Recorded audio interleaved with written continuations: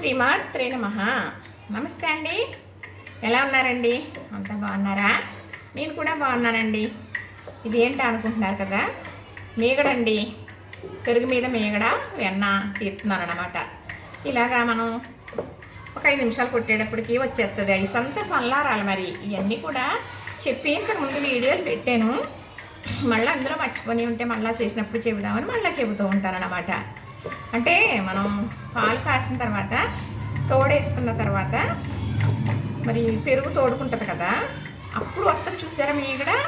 ఆ మీగడ మాత్రం తీసుకుని భద్రపరుచుకుని ఓ 10 రోజులకో 15 రోజులకో చేసుకుంటే ఇలాగ వెన్న, ఆ వెన్న నెయ్యి కాసుకుంటే కమ్మగా ఉంటుంది అన్నమాట. చాలా కమ్మగా మంచి స్మెల్ వస్తుంది, నెయ్యి అసలు గుప్పమని. అలా కాకుండా పచ్చిపాల మీద తీసారనుకోండి, అది పచ్చిపాల మీద మీగడ తీస్తారు కదా త్వరక, ఆ నెయ్యి అంత కమ్మట వాసన రాదు. మీరే గమనించండి, తెల్లగా ఉంటుంది, ఎరుపు రంగు అయ్యి రాదు నెయ్యి కాసినా కూడా. మరి ఇలాగ మజ్జిగ మీద చేసింది మనం, అది పెరుగు మీద త్వరక తీసింది వెన్న అయితే మనకి నెయ్యి మంచి బంగారు రంగులో వస్తుంది అన్నమాట. అయితే మనం త్వరక అనేది ఒక దాంట్లో వేసుకుంటాం కదా, ఒక 10 రోజులకు 15 రోజులకు కొడతాం కదా, అప్పుడు తీసుకుని బయట పెట్టేసాక ఐస్ అంతా చల్లారిన తర్వాత ఇలా కామేసి కొట్టేమనుకోండి, ఒక 2-3 నిమిషాలకే వెన్న అనేది పడిపోతుంది చాలా సులువుగా. తర్వాత ఇది ఏం చేయాలంటే తీసేసి వెన్న నీటిలోకి చక్కగా నీళ్ళు వేసి బాగా తెల్ల నీళ్ళు, మామూలుగా నీళ్ళు రంగు వచ్చే వరకు కడిగేయాలి. వెన్న మజ్జిగ అనేది ఉండకూడదు వెన్నలో. అలా ఉంచుకుంటే మనకి 2 రోజులు వెన్న, 4 రోజులకి నెయ్యి కాయకపోయినా మనకి వెన్న కూడా చూడండి ముడు దోసన వచ్చిందని ఎవరు పూర్వం స్మెల్ వస్తుంది కదా. స్మెల్ రాకుండా ఉండాలంటే అందులో మజ్జిగ ఉండకూడదు అనమాట. మజ్జిగ అనేది లేకుండా కడిగేయాలి శుభ్రంగా వెన్న. అదొకటి చిట్టక. తర్వాత 4 రోజులు కాద్దాం అనుకున్నాం అనుకోండి, అప్పుడు ఏం చేయాలంటే మళ్ళా రోజు నీళ్ళు తీసేసి వెన్నలో నీళ్ళు మళ్ళీ నీళ్ళు పోయాలి, నీళ్ళు తీసి నీళ్ళు పోయాలి. అలా పోస్తూ ఉంటే 4 రోజులకి మీకు అప్పుడే తీసినట్టు తాజాగా ఉంటుంది, స్మెల్ రాదు. స్మెల్ వచ్చిన వెన్న నెయ్యి కట్టే నెయ్యి కూడా అదే వాసన వస్తుంది. ఇంతకీ మీకు నేను చెప్పేది అది. ఎందుకంటే పాడు ఉండేదండి, పల్లెటూరు అమ్మాయినే కదా, ఇంట్లో పాడు ఉండేది. అందుకు ఆ విలువ తెలుసు నాకు. అంటే ఏ రోజుది ఆ రోజే ఇంత ముద్దలు తీసేవారండి చక్కగా. మరి ఇప్పుడు అలా కాదనుకోండి, ఇది కొంచెం కొంచెం త్వరగా మా వారైతే గేదె పాలు కేంద్రం నుంచి తీసుకొస్తారన్నమాట. కేంద్రం అంటే అక్కడే ఉంటాయండి బర్రెలు, అప్పటికప్పుడు తీసి బర్రె పాలు పిండి ఇస్తారన్నమాట. చిక్కట పాలు త్వరక అనేది కూడా దలసరగా కడుతుంది. అది చక్కగా నేను పాలు కాసిన తర్వాత గోరెచ్చగా ఉండగా తోడేస్తే కమ్మగా ఉంటుంది పెరుగు. మజ్జిగ చేసుకోవడం కూడా చాలా విధానాలు తెలిసి ఉండాలండి. ఒకసారి ఇలా అంటే మరి ఏదో చెప్పారు కానండి, తోడు ఎంత వేయాలో చెప్పలేదని ఏదో వెయ్యాలన్నారని అనుకున్నారు ఒక ఆవిడ. అలా కాదండి. ఇప్పుడు పాలు బాగా కాగిపోయిన తర్వాత పక్కన పెడతామా, మూత పెట్టేయాలి. పక్కన పెట్టిన తర్వాత మనం చెయ్యి పెట్టి చూస్తే గోరెచ్చగా అనిపించాలి. అప్పుడు వేయాలి తోడు. మజ్జిగ సుక్క ఎంత వేయాలనుకుంటున్నారో, ఒక నువ్వు గింజ అంత వేయాలి లెక్క ప్రకారం. మన సరిగ్గా ఒక శనగబద్ద అంత వేసారనుకోండి, చక్కగా కమ్మగా తోడుకుంటుంది. పాలు అనేది బాగా మరగాలన్నమాట. పొయ్యి మీద మరిగేటప్పుడు చిన్న మంట మీద మరిగితే చూస్తారా త్వరగా కట్టేస్తుంది, అలాగైతే కాగినట్టు అనమాట. అప్పుడు చల్లారిన దాంట్లో తోడేస్తాం కదా, చక్కగా తోడుకుంటుంది.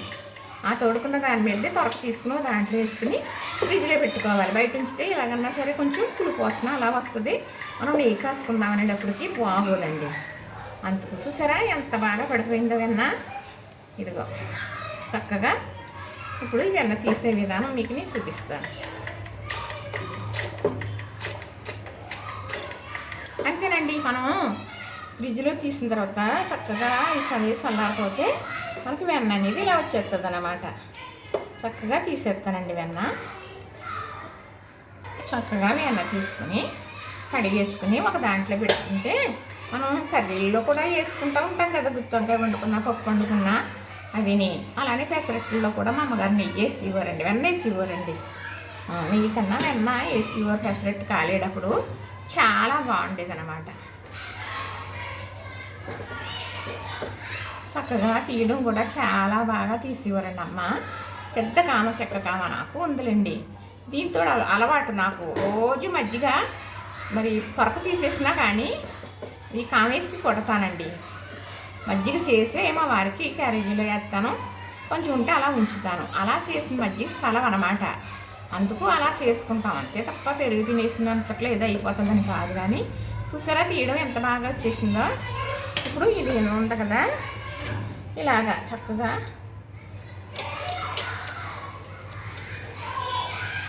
ఇలాగా అనేటప్పటికి లోపల ఉన్న మజ్జిగ బయటకు వచ్చేస్తుంది అనమాట. ఇలా ఉండలా తిప్పుతూ ఉంటే చక్కగా మాకు స్కూల్లో పిల్లల్ని ఆడిస్తారండి. ఇటీపు మీ వంటగదిలో నుంచి మెస్ ఉంటుంది అన్నమాట. మాకు ఇదండి బాల్కాను, అక్కడ నుంచి ఇలా లిక్విడ్ అన్నమాట. మరి పిల్లలు దేవుడితో సమానం, రోజు అదే ఉంటుంది. మరి అదేంటో తెలియదు కానండి. మరి మేము ఎప్పుడైతే అమలాపురంలో కాపురం వచ్చి పెట్టామో పెళ్ళయిన తర్వాత మా బాబు పుట్టాడు, సంవత్సరం మరి బాబు 3 నెలల్లో పాపతోని అమలాపురం రావడం జరిగింది. అప్పటి నుంచి కూడా పక్కన స్కూలేనండి, పక్కన స్కూలే ఉంటుంది. ఎప్పుడు స్కూల్ అనేదే ఉంటుంది మాకు. అది ఒక అదృష్టంగా భావిస్తాను నేను, సరస్వతీదేవి అనేసి.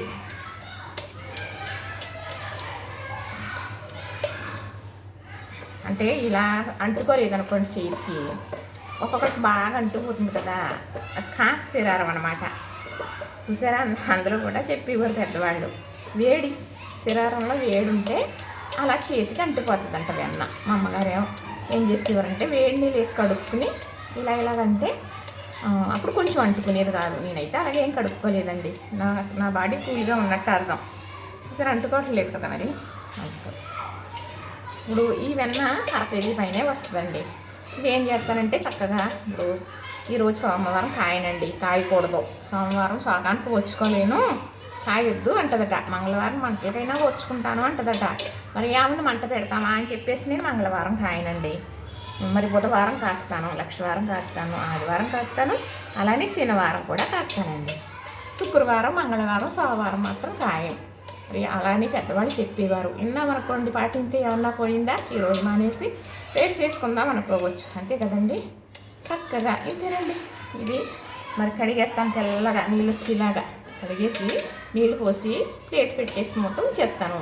రేపు కూడా కాయనండి, రేపు మరి మంగళవారం కదా, మరి అలానే బుధవారం కాస్తాను. కాసేటప్పుడు కూడా మరి అందులో ఏమేది వేసి కాస్తాను, నేను కాసినప్పుడల్లా ఏమి వేస్తున్నానో మీకు చూపిస్తాను. నేను చక్కగా చూపించి మీకు కాస్తానండి.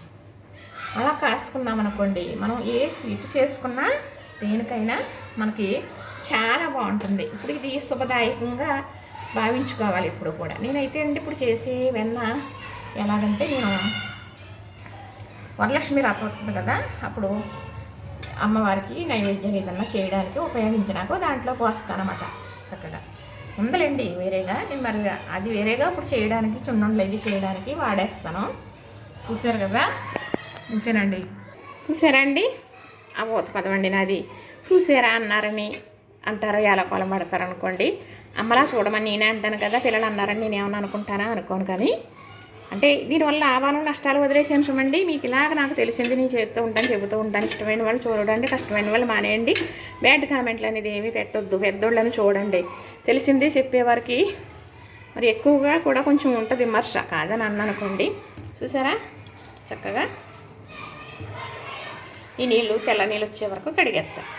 ఇంతేనండి, చక్కగా నీళ్ళు వేసాను కదా, ప్లేట్ మూత పెట్టేసి ఉంచేస్తానండి. ఉంచేసి మళ్ళీ కాసేటప్పుడు కూడా కడుగుతాను, రోజు కడుగుతాను. అయితే మజ్జిగ ఏం చేస్తారా అనుకుంటున్నారు కదా, ఈ మజ్జిగ అయితే చక్కగా ఒక 2-3 రోజులు ఊరేటట్టు బాల్చాలో పోసేసి ఉంచేస్తానండి. అందులో 4 డబ్బాలు నీళ్ళు కలిపేసి మొక్కలకి ఇచ్చేస్తాను. అప్పుడు మొక్కలు మంచి హెల్తీగా ఉంటాయి అన్నమాట. అయితే మరి మజ్జిగతో చాలా రకాలు వండే వంటలు చేస్తారండి. నేనైతే చెయ్యను సుమండి. మా అమ్మగారు మజ్జిగ కాయకూడదు, వేడి తగలకూడదు, కనీసం ఎండ కూడా మజ్జిగ మీద పడకూడదు అనేవారండి. అది కడుపు శోకం అనేవారు. ఆ మాట గుర్తుకొచ్చేస్తుంది అనమాట.